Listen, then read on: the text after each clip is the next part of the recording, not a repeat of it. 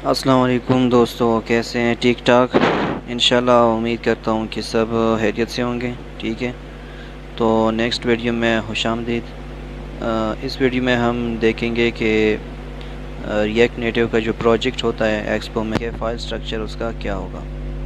तो मैं ये बंद कर देता हूँ। सबसे पहले जो आप प्रोजेक्ट खोलेंगे तो बिल्कुल ऐसे ही लगेगा। ठीक है, ये इसका मेन फोल्डर है। ठीक है, टेस्ट नाम की। ये नीचे वाला इनको छोड़ दें। ठीक है, इनके साथ हमारे कोई काम नहीं है। सबसे पहला जो फ़ोल्डर है वो एक्सपो का है। ठीक है, इस एक्सपो के फ़ोल्डर में कुछ चीज़ें हैं। ठीक है, तो इससे हमारा फ़िलहाल कोई काम नहीं है। VS कोड का एक फ़ोल्डर है, उसके साथ भी हमारा कोई काम नहीं है। अगला फ़ोल्डर जो है वो एसेट का है। ठीक है, एसेट के फ़ोल्डर में ये तो बाय डिफ़ॉल्ट वो सब कुछ आ रहा है। ठीक है, जो इमेजेस, जो एसेट्स हैं, इमेजेस हैं, दूसरी चीज़ें हो गई। ठीक है, एसेट्स में हमारे कुछ चीज़ें आती हैं, जैसे आप कोई इमेज इस्तेमाल करते हैं तो इसके अंदर ये तो ऐसे उन्होंने बाय डिफ़ॉल्ट बना है। जब हम कभी प्रोजेक्ट पे तो हम इसके एसेट्स के अंदर अपने फ़ोल्डर बनाएंगे। ठीक है, तो अपने फ़ोल्डर बनाएंगे और हर एक फ़ोल्डर को अब नाम देंगे। जैसे इमेजेस हो गए, इमेजेस का अलग फ़ोल्डर होगा इस एसेट्स के अंदर, और आइकन का अलग फ़ोल्डर होगा। इसके अलावा फ़ॉन्ट्स का अलग फ़ोल्डर होगा। इस तरह बाकी सारी जो चीज़ें हैं जो लगती हैं वो सबका अलग अलग फ़ोल्डर होगा यहाँ पे। ठीक है, अच्छा, ये हो गया एसेट का फ़ोल्डर। मतलब जो चीज़ें आपको रिक्वायर है, जो इमेजेस वगैरह हैं या वीडियो हो गई, ऑडियो हो गई, जो भी है वो यहाँ पर एसेट्स के अंदर आएगी। अगला फ़ोल्डर जो है वो नोड मॉड्यूल्स का है। नोड मॉड्यूल्स में क्या होते हैं, जो लाइब्रेरीज़ आप इंस्टॉल करते हैं वो इस नोड मॉड्यूल के अंदर आ जाते हैं। ठीक है, उसके सारे फाइल्स वगैरह यहाँ पे आते हैं। तो इनके साथ हमारा कोई काम नहीं है। बस ये ध्यान रखें कि इसको आपने डिलीट नहीं करना है ऐसे। ठीक है, हाँ, और अगर आप डिलीट करेंगे तो आपको दोबारा से सारे मॉड्यूल इंस्टॉल करने पड़ेंगे। अच्छा, अगला फ़ोल्डर जो है वो है डॉट गेट इग्नोर। ये मैं आपको खोल के दिखाता हूँ। डॉट गेट इग्नोर फ़ोल्डर ये इसलिए होता है जब आप कोई प्रोजेक्ट बनाते हैं और उसको गिटहब पे अपलोड करते हैं। गिटहब मतलब एक वेबसाइट है।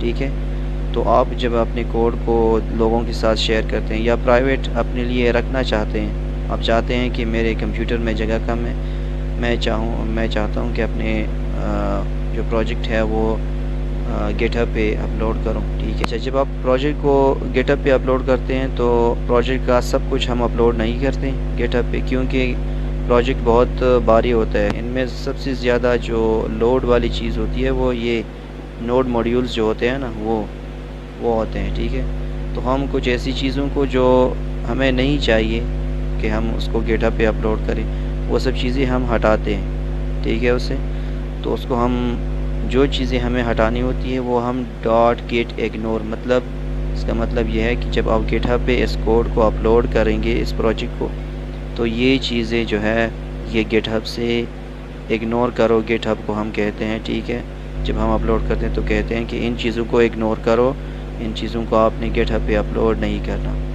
तो जो चीज़ें हमें इग्नोर करनी है, मतलब गिटहब पे अपलोड नहीं करनी है, उनको यहाँ पे मेंशन करते हैं। ठीक है, तो जैसे नोड मॉड्यूल्स है। ठीक है, नोड मॉड्यूल्स हमने सारे इग्नोर किए हैं, नोड मॉड्यूल्स। इसी तरह डॉट एक्सपो का जो फ़ोल्डर है वो हमने इग्नोर किया है, वगैरह वगैरह, ये सारे फ़ोल्डर्स आप देख सकते हैं। ठीक है, तो ये हुआ आपका डॉट गेट इग्नोर फ़ोल्डर। अच्छा, इसके बाद जो मेन फ़ोल्डर है जिसके साथ हमारा सबसे ज़्यादा काम होगा वो है ऐप का फ़ोल्डर, ऐप डॉट JS। कभी कभार ऐप डॉट JS होता है, कभी ऐप डॉट TSX, मतलब टाइपस्क्रिप्ट वही एक ही बात है, कोई मसला नहीं है। जावास्क्रिप्ट और टाइपस्क्रिप्ट। ठीक है, ये जावास्क्रिप्ट टाइपस्क्रिप्ट जो है वो जावास्क्रिप्ट ही है, लेकिन उसका कंपाइल्ड वर्जन है।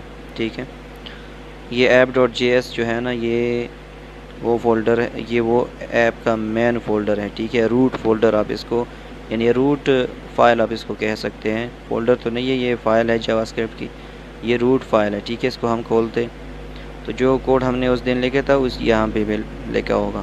ठीक है, फ़िलहाल तो हम जब टेस्ट करेंगे तो थोड़ा बहुत कोड यहाँ पर लिख लेंगे, लेकिन जब आपने ऐप बनानी होती है तो ऐप में हम इसमें कोड नहीं लिखेंगे ऐसे, ठीक है। पूरा इसमें हम सिर्फ वो बाकी जो फ़ोल्डर है ना उनको यहाँ पे शो कराया, उनको यहाँ पे इंपोर्ट करेंगे, यहाँ पे कॉल करेंगे, ठीक है। तो app.js जो है ये वो मेन फाइल है इस प्रोजेक्ट की, जिसके ज़रिए हम ऐप को रन करते हैं, ठीक है। ये मेन फाइल है, ठीक है। बाकी जो है ना यहाँ पे हम app.js में फ़िलहाल थोड़ा बहुत कोड लिखेंगे, लेकिन बाद में हम app.js पे कोई भी कोड नहीं लिखेंगे, बल्कि सिर्फ app.js में सिर्फ हम उस कंपोनेंट को कॉल करेंगे, ठीक है। और कोड हम यहाँ पे अपना अलग से एक फ़ोल्डर यहाँ पे बनाएंगे, ठीक है। src के नाम से, स्क्रीन्स के नाम से उसके अंदर फ़ोल्डर बनाएंगे और उसके अंदर फिर हम सारा काम जो है वो करेंगे, ठीक है।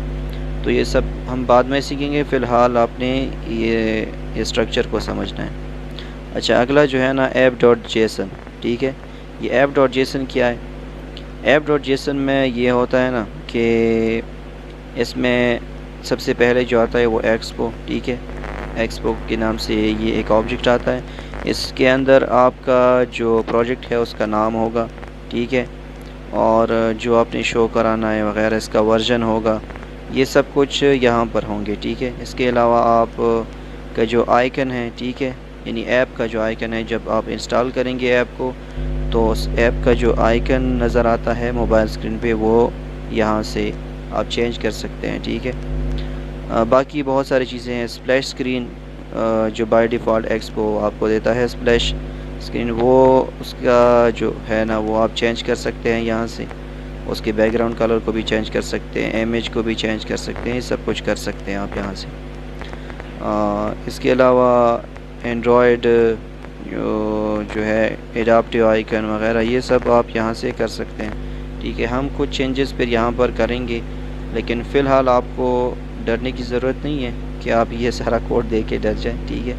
इन सब ये बाय डिफ़ॉल्ट मिलता है आपको, इसमें ज़्यादा काम करने की ज़रूरत नहीं। जब आप कोड करेंगे तो कोड में इसमें कुछ काम करने की ज़रूरत आपको नहीं है। हाँ, एक दो चीज़ें हम चेंज करेंगे जब हम ऐप APK हम बनाएंगे तब हम करेंगे। फ़िलहाल अभी कुछ काम करने की ज़रूरत नहीं है, ठीक है।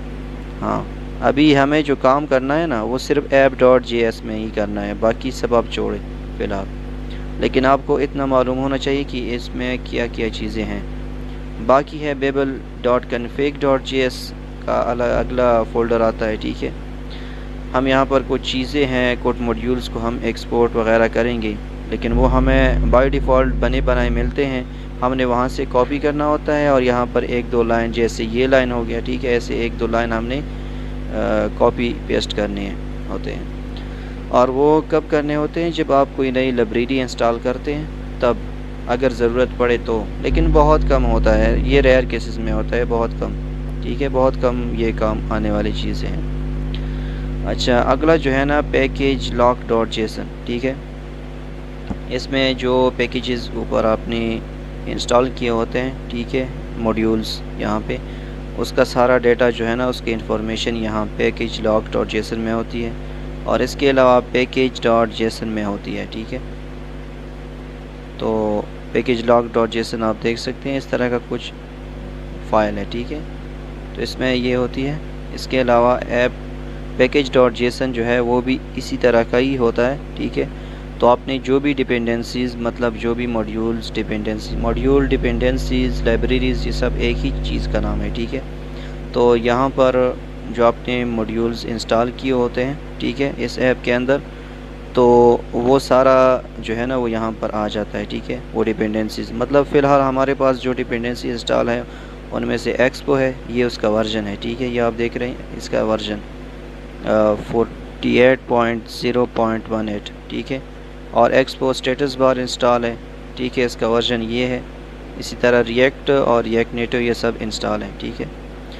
तो इस तरह से, इसके अलावा इसकी जो डेव डिपेंडेंसीज है, मतलब इस हर एक लाइब्रेरी के लिए एक मज़ीद लाइब्रेरीज़ की ज़रूरत होती है, तो वो जो लाइब्रेरीज़ इंस्टॉल होती है उसका जो नाम है, जो इंफॉर्मेशन है, वो डेव डिपेंडेंसीज़ के अंदर आते हैं, ठीक है।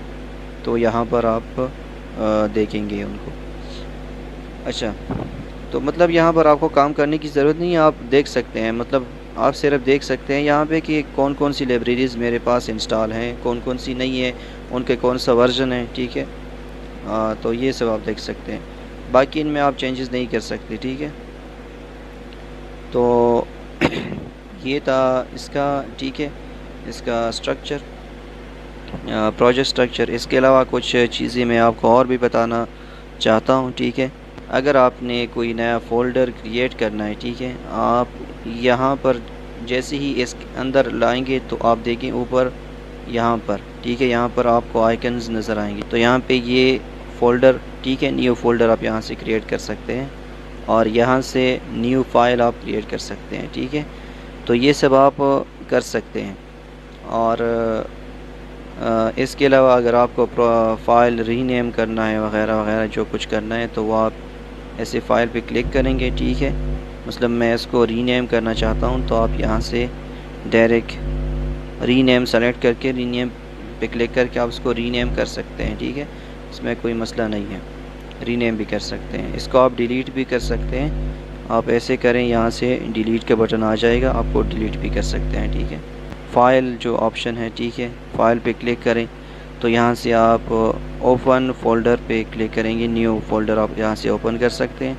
अगर आप फ़ोल्डर को बंद करना चाहते हैं प्रोजेक्ट को तो आप यहाँ से क्लोज़ फ़ोल्डर पे क्लिक करके फ़ोल्डर को आप क्लोज़ कर सकते हैं, ठीक है। यानी इस पूरे प्रोजेक्ट का जो फ़ोल्डर है, ये पूरा प्रोजेक्ट, इसको आप बंद कर सकते हैं, टेस्ट नाम के प्रोजेक्ट को। इसके अलावा यहाँ पर अगर आप न्यू टर्मिनल खोलना चाहते हैं, ठीक है, तो यहाँ से इस 3 डॉट्स जो है ना, इस पर क्लिक करेंगे, टर्मिनल पे आएंगे तो टर्मिनल के आगे जो है ना न्यू टर्मिनल, आप यहाँ से न्यू टर्मिनल ओपन कर सकते हैं, ठीक है। यहाँ पे ओपन हो गया। आप यहाँ पे कोई कमांड वगैरह देना चाहे तो दे सकते हैं, कोई लाइब्रेरी इंस्टॉल करना चाहे तो कर सकते हैं, ठीक है। इसके अलावा अगर आपको यहाँ से जो एक्स्ट्रा टर्मिनल आपने खोले होते हैं, ठीक है, पिछले, तो वो आप यहाँ से बंद कर सकते हैं, डिलीट पे क्लिक करके बंद कर सकते हैं। इसके अलावा आप यहाँ से इस टर्मिनल को इस आइकन के ज़रिए से ऊपर भी ले जा सकते हैं, यानी फुल स्क्रीन में कर सकते हैं। और यहाँ से आप इसको डाउन करके डाउन भी कर सकते हैं, ठीक है, कम कर सकते हैं। इसके अलावा आप यहाँ से भी इसकी वेट को कम ज़्यादा यहाँ से कर सकते हैं, ठीक है। ये कुछ चीज़ें थी। अगर आप इसमें एक और टर्मिनल खोलना चाहें तो प्लस पे क्लिक करके आप नया टर्मिनल ओपन कर सकते हैं। जैसे आप यहाँ पे क्लिक करेंगे तो दूसरा टर्मिनल ओपन हो गया, ठीक है। तो मैं फ़िलहाल इसको बंद कर देता हूँ, ठीक है, न्यू टर्मिनल को। अच्छा, आप इस टर्मिनल को स्प्लिट भी कर सकते हैं। यहाँ से फिर से आपने 3 डॉट्स पे क्लिक करना है, टर्मिनल पे आना है और इस बार न्यू टर्मिनल नहीं बल्कि स्प्लिट टर्मिनल पे क्लिक करेंगे तो देखिए अब आपका टर्मिनल स्प्लिट हो गया। एक टर्मिनल आपका इस साइड पे हो गया, एक टर्मिनल आपका इस साइड पे, ठीक है। तो 2 टर्मिनल आपके ओपन हो गए। मतलब आप एक ही टाइम पे 2-3 libraries at a time install करना चाहे तो कर सकते हैं, कोई मसला नहीं है। आप और भी कर सकते हैं, स्प्लिट कर सकते हैं, ठीक है। अच्छा, तो ठीक है, मैं फ़िलहाल इसको बंद कर देता हूँ। आपने अगर किसी फ़ाइल को सर्च करना है तो यहाँ सर्च पे क्लिक करें, यहाँ पे आप किसी भी फ़ाइल को सर्च कर सकते हैं, ठीक है, और वो यहाँ पे नीचे आपके आ जाएगी, ठीक है। तो आप यहाँ से क्लिक करके सर्च कर सकते हैं और यहाँ पे क्लिक करेंगे फ़ाइल पे तो आपका पुराना वो प्रोजेक्ट का स्ट्रक्चर है वो वापस आ जाएगा। इसके अलावा यहाँ पे, ठीक है, ये जो, ठीक है, ये जो चीज़ बनी हुई है यहाँ पे 2 लिखा हुआ है, यहाँ पे आप क्लिक करेंगे, ठीक है। तो आप यहाँ से गिटहब पे कोड अपलोड कर सकते हैं, ठीक है। तो आपने यहाँ पे मैसेज लिखना है और फिर पब्लिश ब्रांच पे क्लिक करके आप अप्लाई कर सकते हैं। इसके अलावा आप यहाँ से रन एंड डिबग, ये अगला है, इसको छोड़ें आप। इसके अलावा यहाँ से ये जो है ना, ये डब्बे जो बने हुए हैं, ठीक है, ये घड़ियाल, ये जो घड़ी जैसा स्टाइल लगा हुआ है, ठीक है, क्लॉक का, तो यहाँ पे आप क्लिक करेंगे तो आपके सामने ऐसे आ जाएगा। आपने अगर कोई एक्सटेंशन वगैरह कुछ इंस्टॉल करनी है यहाँ पे, ठीक है, तो आप यहाँ से सर्च कर सकते हैं और इंस्टॉल कर सकते हैं, ठीक है। उनमें से कुछ चीज़ें जो है ना जो आपको इंस्टॉल करनी होती हैं वो अच्छी हैं, ठीक है, कि आप इंस्टॉल करें। जैसे कलर हाइलाइटर हो गया, और ये ES7 रिएक्ट नेटिव ये आप इंस्टॉल करें, ठीक है। कुछ चीज़ें ऐसी है जो आपने इंस्टॉल करनी है, मैंने पहले आपको बताया भी था, तो आप इंस्टॉल कर सकते हैं। अगर कोई लाइब्रेरी वगैरह कोई आपको यहाँ से पसंद आती है तो वो आप इंस्टॉल करें। ये VS कोड के लिए है, ठीक है, ये प्रोजेक्ट के लिए नहीं है, VS कोड के लिए है, ठीक है। तो इससे आपका VS कोड में कुछ चीज़ें आपको आसान हो जाएगी, जैसे आपको कोड लिखने में आसानी होगी, शॉर्टकट कीज़ होंगी, ठीक है। और इसके अलावा कलर के जो है ना वो आपको कलर, जैसे ये आपको पता नहीं चलता कि कौन सा कलर है, तो इसके ज़रिए से आप कलर हाईलाइट कर सकते हैं, ठीक है, कि मतलब मेरा ये कलर है, ठीक है। जैसे ये देखिए तो कलर हाईलाइट हो रहा है, ठीक है। तो ये सब आपने सीख लिया, ठीक है। तो हम नेक्स्ट वीडियो में मिलेंगे आपके साथ। फ़िलहाल इजाज़त दीजिए, अल्लाह हाफिज़।